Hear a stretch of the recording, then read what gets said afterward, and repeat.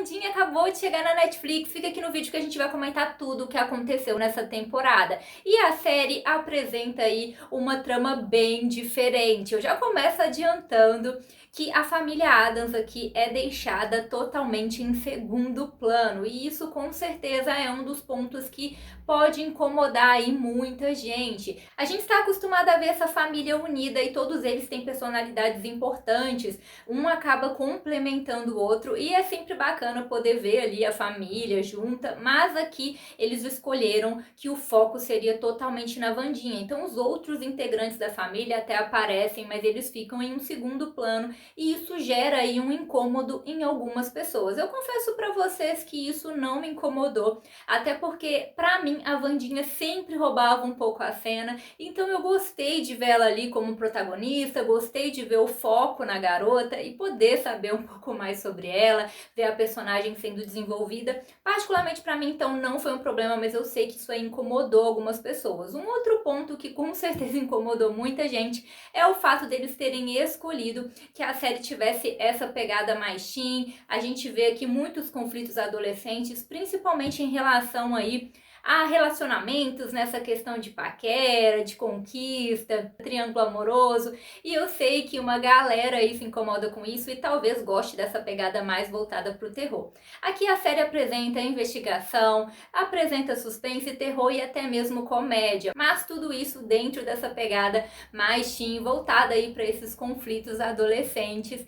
E tem gente, né, que não gosta, mas foi justamente essa a proposta da série. E é justamente por isso que eles escolheram que todos esses conflitos acontecessem ali na escola nunca mais. Porque a gente sabe que é um sucesso entre os jovens escolher aí um cenário, né, uma escola com jovens com habilidades especiais, superdotados. É inegável a gente não lembrar de várias outras produções que usam a mesma fórmula, assim como Harry Potter, gente. É inegável a gente não lembrar disso. Escola ali com pessoas com poderes e ao mesmo tempo que isso gera, né, mais do mesmo, porque acaba que são conflitos parecidos com outras produções que a gente já assistiu, também tem o fato aí de muita coisa poder ser explorado, o próprio passado do local, os alunos que já estudaram lá antes, ou até mesmo a história de cada aluno que está ali. Para mim, com certeza, o ponto alto da série é justamente esse, é a curiosidade que é despertada em relação aos jovens que estão ali. Eu achei que eles escolheram muito bem os personagens e dá uma curiosidade para saber um pouco mais de cada um deles. É claro que uns se destacam mais que outros, né?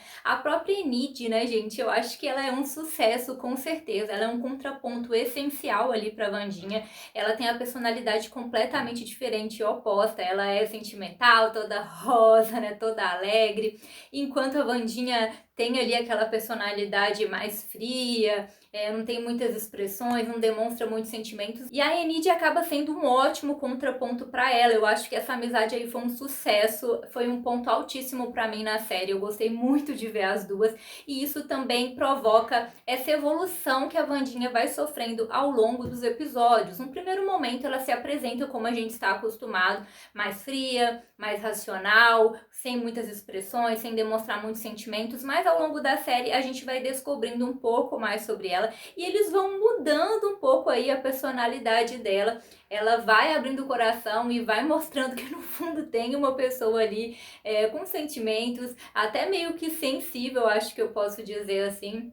E eu sei que isso também incomoda algumas pessoas, mas eu gostei de ver essa evolução da personagem. Eu acho que dentro do que a série se propôs, de ter essa pegada mais teen, de ter escolhido, né, se passar num colégio, ter colocado esses alunos como contraponto, eu acho que foi essencial aí essa evolução dela ao longo dos episódios e quase que inevitável também. E como eu disse, algo que eu gostei bastante é justamente os outros excluídos, né, os outros alunos ali de Nunca Mais. Eu acho que tem muita gente promissora ali, dá uma vontade de conhecer a história de outros personagens, não só da Enid, né? Por exemplo, é apresentado ali um conflito com a mãe dela, algo que poderia ser desenvolvido, que a gente quer saber um pouco mais, mas também acontece isso com outros personagens, como a própria Brianna, gente. Eu acho que fica ali super no ar uma história da Brianna que a gente quer ver sendo desenvolvida e é uma promessa que eles ficaram ali, né, trouxeram pra gente, mas não foi desenvolvida, então traz uma certa frustração,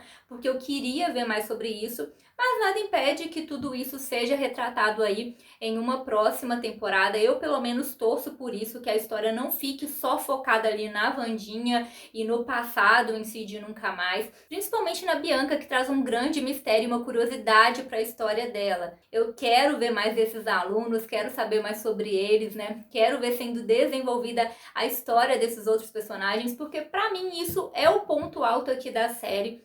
Foi algo que eu gostei de ver, de conhecer esses alunos, e eu quero ver mais deles. Então, isso eu gostaria que fosse desenvolvido aí nas próximas temporadas. E a Wandinha, ela passa por um grande triângulo amoroso aqui na série. A gente tem o Xavier, que se mostra interessado por ela logo de cara, e também temos o Tyler, que também se mostra interessado por ela logo de cara. Eu confesso pra vocês que pra mim não foi suspense nenhum que o Tyler, né, era ali aquele monstro Hyde. Eu já desconfiava disso desde o inicinho. Eu não sei vocês, deixem aí no comentário pra mim se vocês ficaram surpresos com isso, mas pra mim isso já era muito claro desde o início que ela ia dar oportunidade para ele, como aconteceu, né? Os dois chegam a se beijar e que depois disso ela iria descobrir. Então, para mim, foi nessa questão foi mais do mesmo, porque eu realmente já esperava que eles fossem seguir essa fórmula e eles seguiram exatamente isso, né? Então, ele se apresenta como o garoto bonzinho, legal, amigo dela, apaixonado, e depois ela descobre que ele é o Hyde. Mais pra frente eu vou explicar um pouco aí da história para quem ficou completamente perdido. E em contrapartida temos ali o Xavier, que a gente sabe que tem um passado com a Bianca.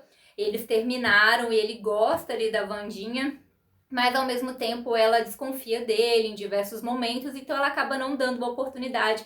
Mas no finalzinho fica ali no ar, né, que alguma coisa ainda pode acontecer entre eles. A Bianca, como eu disse, é uma personagem muito promissora. Ela começa ali com uma certa implicância com a Wandinha, e eu acho que talvez nesse ponto isso não tenha sido bem desenvolvido, porque depois ela já está mais tranquila em relação a isso, e talvez eu gostaria de ver essa relação das duas tendo sido melhor desenvolvida, que eu acho que deixou um pouco a desejar essa evolução da relação delas em si. Ela também começa ali a ter um certo interesse pelo Lucas em um certo momento, mas nada disso é muito desenvolvido, gente. Como eu disse, algo que eu gostaria de ver é justamente a história dos outros personagens também sendo desenvolvidas e não o foco aqui só na Wandinha. Eu acho que são personagens muito promissores, tanto pra gente entender, né, o que tá acontecendo agora na vida deles, quanto sobre o passado, igual da própria Bianca, que deixa ali uma super curiosidade. Eu acho que deixa aquela pulguinha atrás da orelha que a gente quer ver, quer saber mais. Eu espero que eles mudem isso aí